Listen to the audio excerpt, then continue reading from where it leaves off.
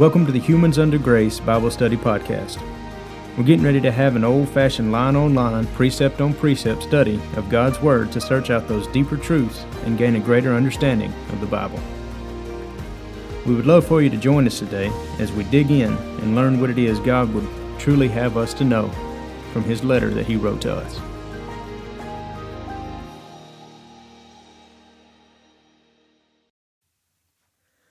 All right, God bless you. Welcome into the study today. We're glad to have you. We're going to be picking it up in Genesis chapter 42, verse 27 in just a moment. Now, just a little recap, refresher of where we're at, being that we left off in the middle of a chapter. The brothers, Joseph's brothers, have gone from Canaan into Egypt to buy food. Naturally, Joseph recognized them, but they didn't recognize him because it's been such a long time, and who would think that they would have sold him as a slave, and yet he would have worked his way into such power as being second in command of Egypt, of all of Egypt. So he dealt with them kind of rough. He called them spies. You know, he was testing them out, seeing what the deal was with them. Pretended he didn't believe them, and he kept one. He kept Simeon with him, but then sent the rest on to go back to the house. And that's where we take off right here. They have loaded up, and they're leaving. So verse 27, we ask for that understanding and knowledge from our Father in Jesus' name. And verse 27 reads, "And as one of them opened his sack to give his ass provender in the inn, he espied his money, for behold, it was in the sack's mouth. And he said unto his brethren, My money is restored, and lo, it is even in my sack. And their heart failed them, and they were afraid, saying one to another, What is this that God hath done to us? So this heart, where their heart failed them, it is basically what we would say is their heart sank. It was a terrible feeling. It was one of those in the pit of their stomach. They just knew that this was not going to turn out good. Verse 29, And they came unto Jacob their father, unto the land of Canaan, and told him all that befell them, saying, The man who is the Lord of the land spake roughly to us, and took us for spies of the country. And we said unto him, We are true men, we are no spies. We be 12 brethren, sons of our father, one is not, and the youngest is this day with our father in the land of Canaan. So naturally, this one is not. They didn't expect this to be Joseph. Verse 33, And the man, the Lord of the country, said unto us, Hereby shall I know that you are true men. Leave one of your brethren here with me, and take food for the famine of your households, and be gone. And bring your youngest brother unto me. Then shall I know that ye are no spies, but that ye are true men. So will I deliver you your brother, and ye shall traffic in the land. So Joseph is wanting to see his brother. He's wanting to see Benjamin. And he's also wanting to see if they're still deceptive and envious as they were. Are they just going to leave Simeon here for good? Or are they actually going to stand true to their word? Have they changed, basically? Verse 35, And it came to pass, as they emptied their sacks, that behold, every man's bundle of money was in his sack. And when both they and their father saw the bundles of money, they were afraid. And Jacob their father said unto him, Me have ye bereaved of my children. Joseph is not, and Simeon is not, and ye will take Benjamin away? All these things are against me. And Reuben spake unto his father, saying, Slay my 2 sons, if I bring him not to thee. Deliver him into my hand, and I will bring him to thee again. Basically, he's begging him. We got to do this. We have to take Benjamin down there so that the Egyptians won't take us for spies, because eventually they're going to run out of food, and they're going to have to go back to Egypt. Verse 38, And he said, My son shall not go down with you, for his brother is dead, and he is left alone. If mischief befall him by the way in the which ye go, then shall you bring down my gray hairs with sorrow to the grave. Basically saying it'll kill me if anything happens to Benjamin. He's his last son, his youngest son, from Rachel, his favorite wife. And naturally there are only 2. There was Joseph and Benjamin from Rachel. And he's saying, if I lose him also, then I've got nothing left. Can't take him. Chapter 43 and verse 1. And the famine was sore in the land. And it came to pass, when they had eaten up the corn which they had brought out of Egypt, their father said unto him, Go again and buy us a little food. And Judah, now remember Judah, he's the one that didn't do too great with Joseph.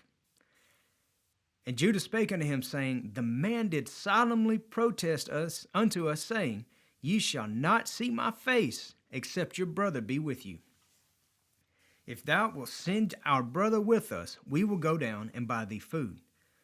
But if thou wilt not send him, we will not go down. For the man said unto us, Ye shall not see my face, except your brother be with you. Basically, they're not wanting to go back to Egypt without Benjamin, because then they would look even more guilty.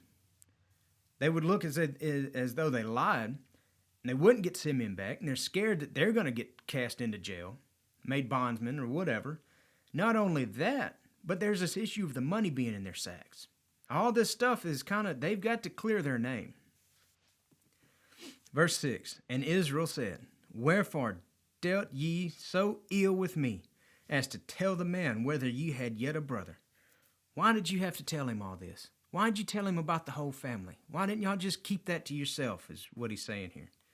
Verse 7, And they said, The man asked us straitly of our state, and of our kindred, saying, Is your father yet alive? Have ye another brother? And we told him according to the tenure of these words. Could we certainly know that he would say, Bring your brother down?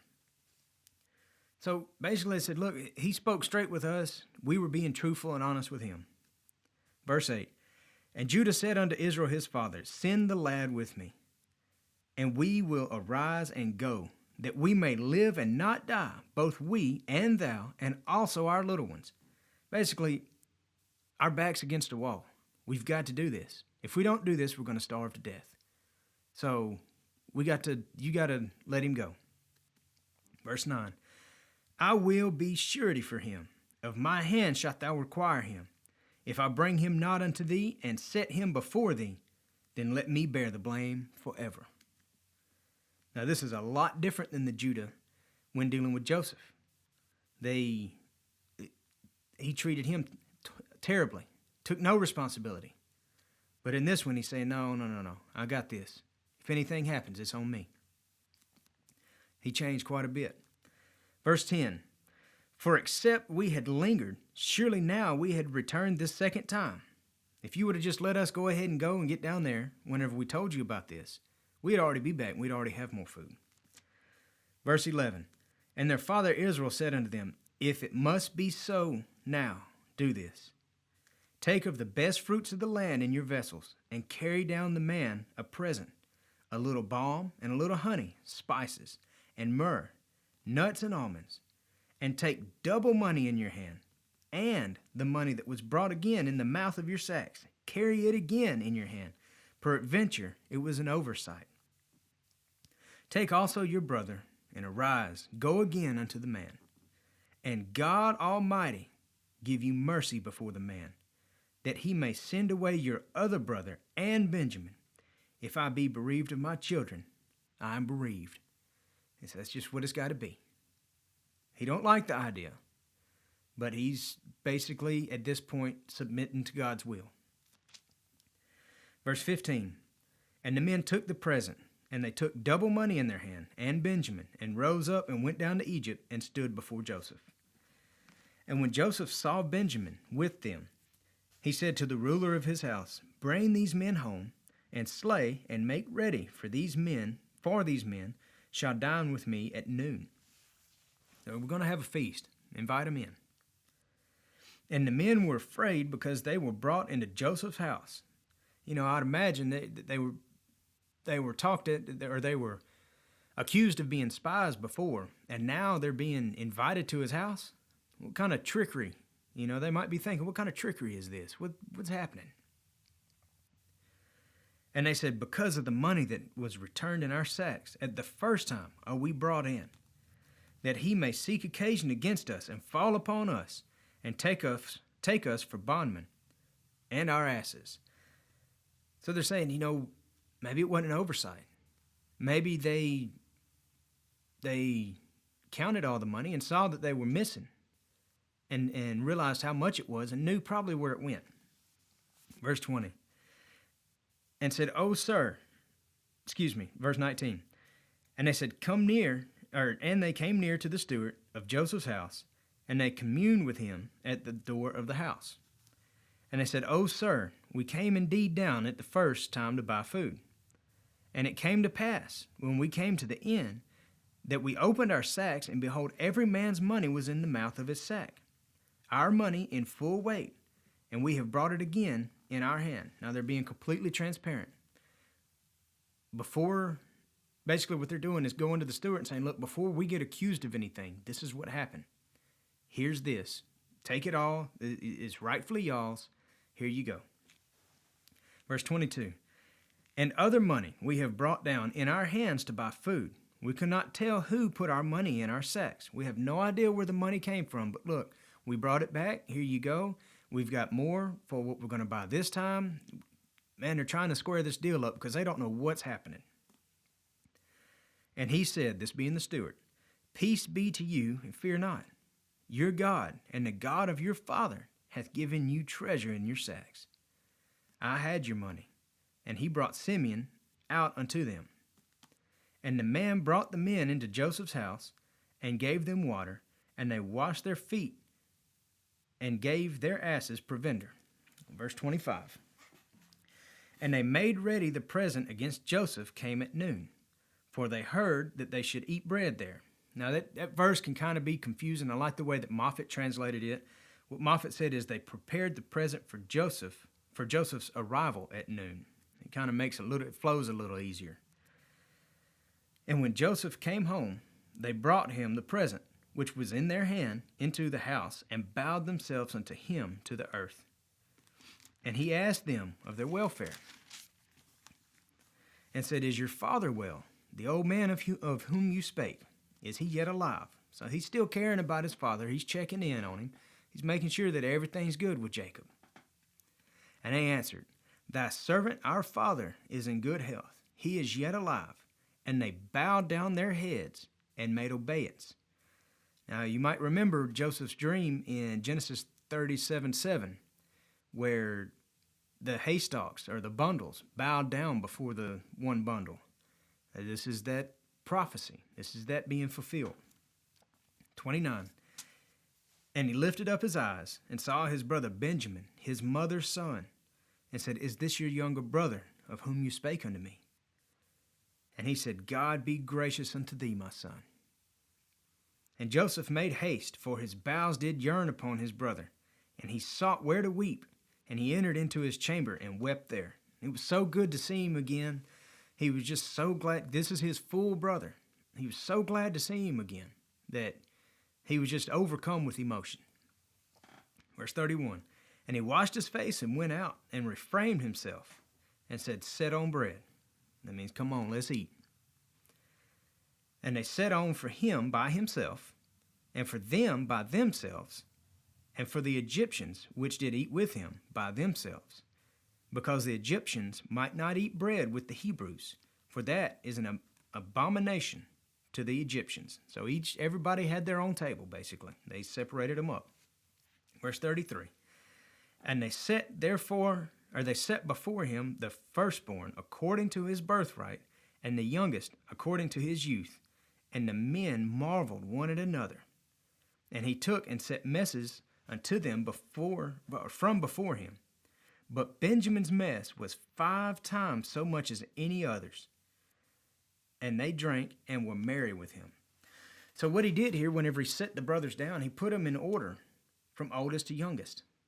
And for them, it had to be a surprise. They still don't know that this is Joseph. And for them, it had to be like, oh my goodness, how in the world could they have just randomly guessed this? There's something going on here. And then Joseph is testing them. And you see, the reason that he's in Egypt to begin with is because they sold him because he was the favorite. Jacob played favoritism heavily with Joseph, and it brought so much envy and strife. So now he's testing this again with Benjamin, because obviously Benjamin is the favorite at this point. Jacob wouldn't let him leave Canaan.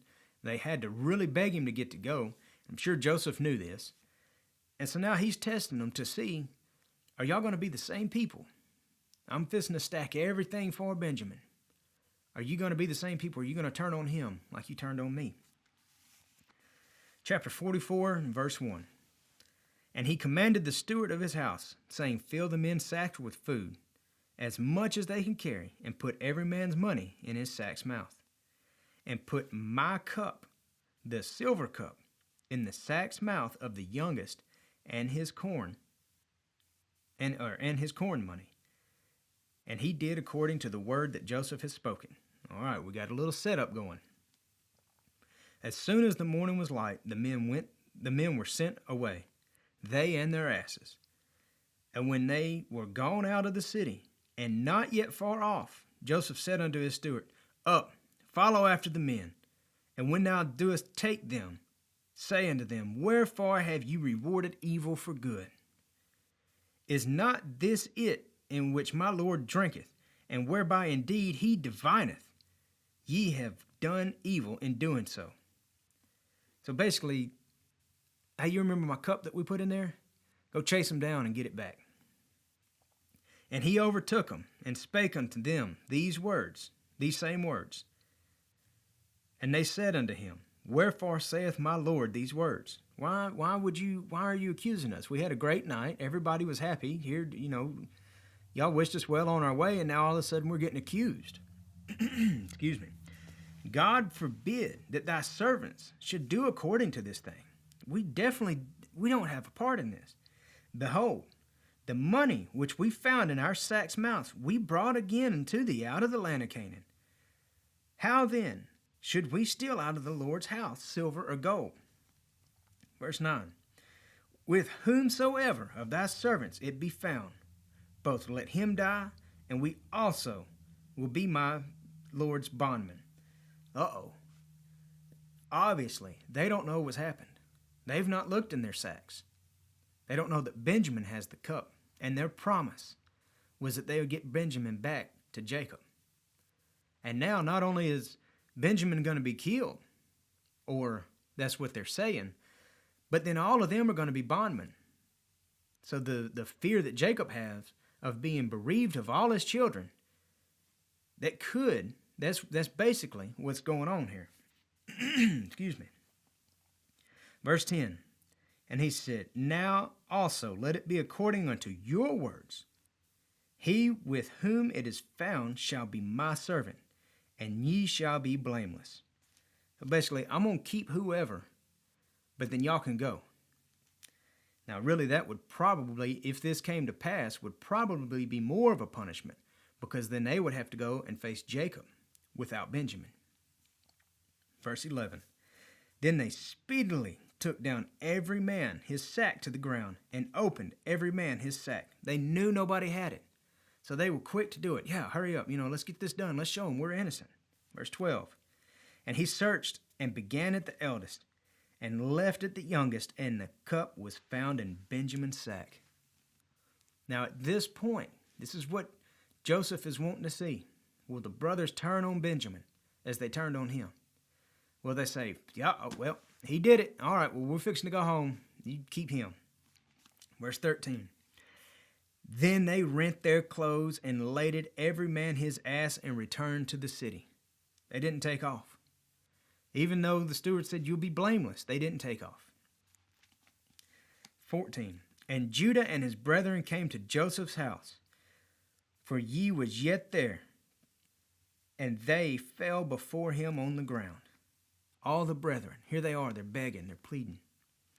15. And Joseph said unto him, what deed is this that ye have done? Wot ye not that such a man as I can certainly divine? So what he's saying is, I can't believe you'd do this. You think I wouldn't know this? You think I wouldn't have the sense to understand this? I mean, it's my cup. 16. And Judah said, what shall we say unto my Lord? What shall we speak? Or how shall we clear ourselves? God hath found out the iniquity of thy servants. Behold, we are my Lord's servants, both we, and he also with whom the cup is found. They're saying, we don't know what to say. We don't know what happened here. Somehow or another, this cup put in here, but don't send us back. We're all your servants. Let us all be your servants. Because if he did it, then count us all blame that we all did it. Excuse me. Verse 17. And he said, God forbid that I should do so, but the man in whose hand the cup is found, he shall be my servant. And as for you, get ye up in peace unto your father. I don't want y'all. Only the one that truly did it. Verse 18. Then Judah came near unto him. Now Judah is the one that dealt real strong against Joseph. And said, O my Lord, let thy servant, I pray thee, speak a word in my Lord's ears. And let not thine anger burn against thy servant, for thou art even as Pharaoh. He's saying, I know how great you are, but please listen to me. Verse 19, my Lord asked his servants, saying, have you a father or a brother? And we said unto my Lord, we have a father, an old man, and a child of his old age, a little one, and his brother is dead, and he alone is left of his mother, and his father loveth him. He's the last one from his favorite wife. 21. And now saidest unto the servants, unto thy servants, bring him down unto me, that I may set my eyes upon him. And we said unto my Lord, the lad cannot leave his father. For if he should leave his father would die. If he were to come down here and not go back, it would kill him. Verse 23. And now saidest unto thy servants, except your youngest brother come down with you, ye shall see my face no more. And it came to pass, when we came up unto thy servant, my father, we told him the words of my Lord. And our father said, go again and buy us a little food. And we said, we cannot go down, if our youngest brother be with us. Then will we go down. For we may not see the man's face, except our youngest brother be with us. And thy servant my father said unto us, ye know that my wife bare me 2 sons. And the one went out from me. And I said, surely he is torn in pieces. And I saw him not since.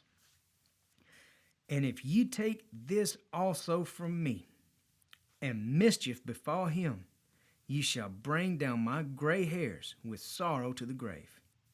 Now therefore, when I come to thy servant my father, and the lad be not with us, seeing that his life is bound up in the lad's life, it shall come to pass, when he seeth that the lad is not with us, that he will die, and thy servants shall bring down the gray hairs of thy servant our father with sorrow to the grave. So what he's saying is, man, you got to let him go back. It's going to kill our father, and it's going to be our fault. No matter what happened, we promised him, you have to let Benjamin go. At least send him. So basically, he's putting his life on the line for Benjamin. Instead of throwing Benjamin to the wolves, Judah's up here taking the rap. He said, whatever I got to do. The boy's got to go back. 32, for thy servant became surety for the lad unto my father, saying, if I bring him not unto thee, then I shall bear the blame to my father forever. Now therefore I pray thee, let thy servant abide instead of the lad, a bondman to my Lord, and let the lad go up with his brethren. I'll take his place. You send him. Send him home. I'll take his place. Whatever you got to do, I'll take his place. Verse 34, for how shall I go up to my father, and the lad be not with me, lest peradventure I see the evil that shall come on my father? Basically what he's saying is, I would rather die than have to see the look on my father's face when I show up without Benjamin. Because he made the promise that he would be the one blamed. Whatever happened, he would be the one. So he can't allow himself to go back and not Benjamin. What a change from the years earlier, from the envious, from the one who would put Joseph into the pit and then bring up the idea to sell him. What a change. Chapter 45 and verse 1. Then Joseph could not refrain himself before all them that stood by him, and he cried, Cause every man to go out from me. And there stood no man with him, while Joseph made himself known unto his brethren. So he this show of compassion, that all his brothers were going to do anything they could to save Benjamin. It got to him. And he realized that they weren't the same people as they were. And so he sent all the Egyptians out, and it was just him and his brother. Verse 2. And he wept aloud, and the Egyptians and the house of Pharaoh heard. And Joseph said unto his brethren, I am Joseph. Doth my father yet live? And his brethren could not answer him, for they were troubled at his presence. They couldn't believe it. How in the world did this one that we sold as a slave become next to Pharaoh? Verse 4. And Joseph said unto his brethren, Come near to me, I pray you. And they came near. And he said, I am Joseph, your brother, whom you sold into Egypt. Now therefore be not grieved, nor angry with yourselves, that you sold me hither. For God did send me before you to preserve life. Now that's a very important verse to remember, because it's going to come up in a little bit with the brothers' attitude towards Joseph.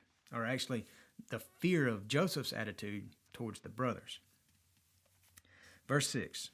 For these 2 years hath the famine been in the land, and yet there are 5 years in which there shall neither be earing nor harvest. And God sent me before you to preserve you a posterity in the earth, and to save your lives by a great deliverance. It was all God's plan to get me here, so that through God's blessings, he was raised to this position to be able to save Israel. Verse 8. Verse 8. So now it was not you that sent me hither, but God. And he hath made me a father to Pharaoh. Basically, he has made me a counselor to Pharaoh, and the Lord of all his house, and a ruler throughout all the land of Egypt. Haste ye, and go up to my father, and say unto him, Thus saith thy son Joseph, God hath made me Lord of all Egypt. Come down unto me, tarry not. Don't waste any time. Get down here. I want to see you. You know, it's been so long since he's seen his father. Drop whatever you're doing. Come on. Verse 10. And thou shalt dwell in the land of Goshen, and thou shalt be near unto me, thou and thy children, and thy children's children, and thy flocks, and thy herds, and all that thou hast. And there will I nourish thee, for yet there are 5 years of famine, lest thou and thy household, and all that thou hast, come to poverty. And behold, your eyes see, and the eyes of my brother Benjamin, that is in my mouth that speaketh unto you. And ye shall tell my father of all my glory in Egypt, and of all that ye have seen, and ye shall haste and bring down my father hither. And he fell upon his brother Benjamin's neck and wept, and Benjamin wept upon his neck. Family reunion. He finally got to see his full brother again. Moreover, he kissed all his brethren and wept upon them. And after that, his brethren talked with him. So it's just basically, he got it all off his chest. He was able to not have to act like an Egyptian. He was able to say, look, it's me. I'm so glad to be back with you guys. I'm so glad everybody's back together. Now, go and get the family. Go and get everybody else. Y'all move down here. Verse 16, and the fame thereof was heard in Pharaoh's house, saying, Joseph's brethren are come. And it pleased Pharaoh well, and his servants. And Pharaoh said unto Jacob, Say unto thy brethren, This do ye, lade your beast, and go, get you unto the land of Canaan.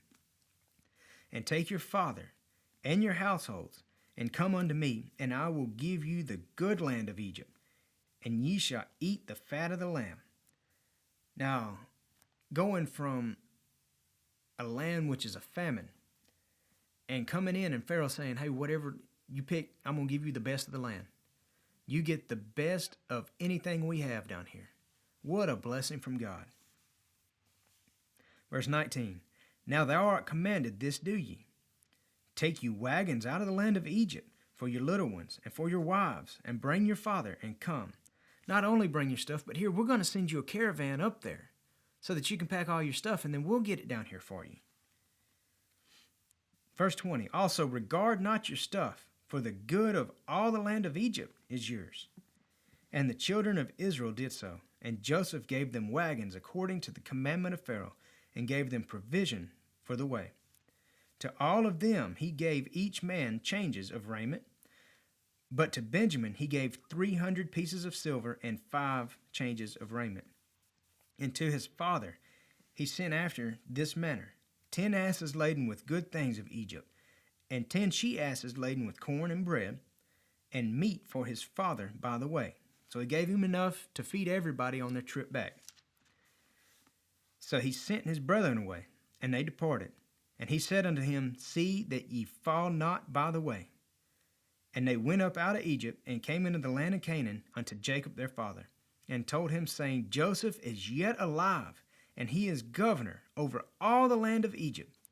And Jacob's heart fainted, for he believed them not. He thought he was just messing with them. Basically, what he was saying, he kind of, it took him back. He wasn't ready for that. Verse 27, and they told him all the words of Joseph, which he had said unto them. And when he saw the wagons which Joseph had sent to carry him, the spirit of Jacob their father revived. And Israel said, it is enough. Joseph, my son, is yet alive. I will go and see him before I die.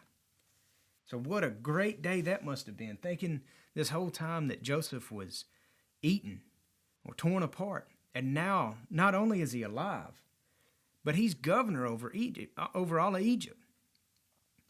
What a great day that would have been for Jacob to get this news. What great news. We'll pick it up in chapter 46 in the next study. God bless y'all. Y'all have a great day. Thank you for joining us today for this episode of the Humans Under Grace Bible Study Podcast. If you have any questions, you can go to our website at www.humansundergrace.com and under the Contact Us page, submit your question. Also, you can write to us at Humans Under Grace, P.O. Box 1467, Tatum, Texas 75691. Thank you, and God bless you.